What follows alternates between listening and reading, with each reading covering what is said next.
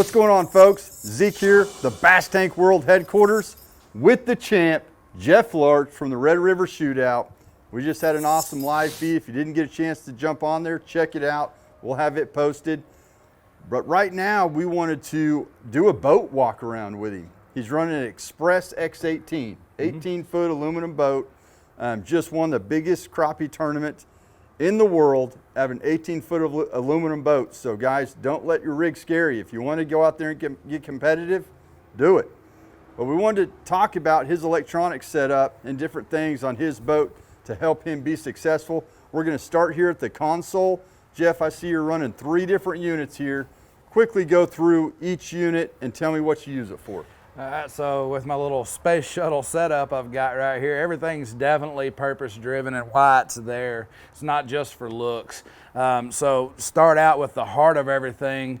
In my console, I have a Garmin 1022. That's right in front of my dash. I got a map chip in it, and that's what I use to locate key areas that I'm going to go and actually start looking for fish, plus navigation safety. It's right there and it's easy. It's right in front of my fingertips. Use it everywhere I go every single day. Next in line, we jump over to a Humminbird Helix 12. That's a Gen 4 mega imaging side scan, and that's what I'm going to use once I get to those areas and start breaking that water down, looking at that side scan and locating those fish and seeing if it's an area I want to, try to pursue, kind of looking harder into. Now, if we go into deeper water settings here, this is a Garmin Striker SV9 is what it is. That's a really affordable unit for you guys that don't want to spend a ton of money on a side scan unit. It's a great unit, but it does side scan, down scan. It'll build a map as you go. It's got a ton of awesome features in it, but I use this strictly for down scan. So once I locate fish or a brush pile, I go back over it and I can see on this a different view without having to change my screen over on my Humminbird. So everything kind of just stays where it's at, and I don't have to do a lot of settings while I'm working with it. And the 3 of them do me really, really well, but that's going to be my starting point every time I'm breaking down water is these 3 units right here. This is what's going to get me in the right area before I go to the front of my boat and even put a hook in the water. Got a heck of a cockpit here. We get asked all the time, why do you guys run so many units on your boats? Just broke it down from the champ himself, Jeff Larch. He's got a Millennium seat here that he sits in. I'm sure that he has spent hours and hours and hours idling around, marking and locating. Absolutely. I think a lot of us don't spend enough time at the console, scanning with down and side imaging and marking different structures. So awesome setup. Appreciate you showing it to us. Guys, stay with us. We're going to move to the front of the boat now. All right, guys, now we're moving to the bow of the boat. This is a heck of a setup, okay? This is what a lot of y'all wanted to see and figure out how Jeff and Jared went out and did what they were able to do. So I'm going to turn it over to Jeff. He's going to show you about his mount setup, his units, his transducers. Take it away, my friend. All right, so we're going to start out with the mount first thing. This is the Beatdown Ultimate Shorty Quick Disconnect Double Stack Mount. Super sturdy. I mean, you can use this thing as a handle. It's a tank. But we're running, 2 big units on here. We need that. Obviously, you can see this right at the minute it's turning sideways. This is for safety. So while I'm running down the lake, this is a lot less to look over to make sure I'm not hitting obstructions or somebody. It's real adjustable. You can go whichever way you want. Come up with it to get it to a good, comfortable level. Now we're up at a fishing point where everything's right there at a good, easy to access level for changing settings and just neck fatigue in general. But beat down mounts, best way to go, man. I love them. But going from there, the units that we're running on here are 1222s. And if I'm not mistaken, these are some of the more affordable units that you can get to run livescope on. 12-inch screen. Man, I love them. They're super, super simple to work. You don't have to worry about, messing up with your settings too bad. It's easy to access everything in these. So top unit up here is what I run my forward view on. The bottom unit's what I run my perspective on. So I'm not changing back and forth on anything. They're staying the way they are all day long, so my eyes stay focused and used to what I'm seeing, Over here on the side, we've got another Striker unit, which is a 7-inch unit. This here I use strictly as a GPS.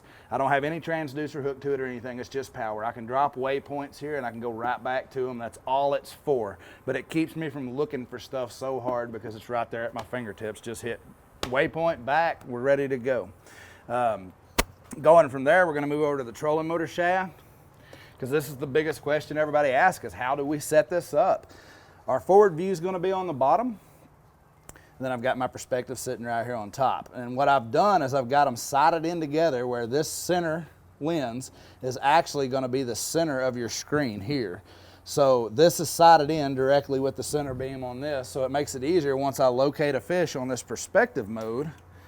Here, I line him up on the center line, and as I approach him on this center line, he then comes into view on my forward view or my structure, whatever I'm going to, and I don't have to get there and do a bunch of panning to try to find, you know, a fish that I think I'm close to. I can put him right on the spot and go straight to him.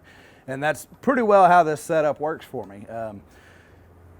Together, they're absolutely awesome. You know, and a lot of guys just haven't had the experience to play with them, but I mean, if you get them and put them on your boat and you put in the time, it's the same as running forward view.